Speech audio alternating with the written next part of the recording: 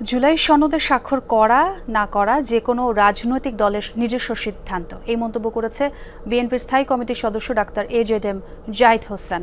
Diploma medical association of Bangladesh ডিম্যাবের নতুন আহ্বায়ক কমিটির জিয়াউর রহমানের সমাধিতে শ্রদ্ধা নিবেদন শেষে একথা বলেন তিনি। বলেন, এত মানুষের আত্মত্যাগ ও অংশগ্রহণের পরও এটা নিয়ে শঙ্কা থাকলে জাতি হিসেবে বাংলাদেশ বিশ্ব দরবারে অস্তিত্ব সংকটে পড়বে।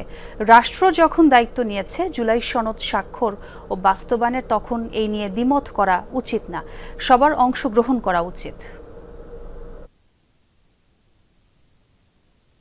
একটি দল অংশগ্রহণ করবে না বলে ওনারা বলেছে, বাট ওনারা ওটাও বলেছে যে ওনারা পরবর্তীতে আবার যখন ডাকা হবে সেগুলোর মধ্যে যাবে, এবং যদি ওনারা মনে করে যে এটা সনদে স্বাক্ষর করবেন তাহলে ওনারা স্বাক্ষর করবে। রাজনৈতিক দল হিসাবে ওনারা যে কোনো সিদ্ধান্ত নিতে পারে।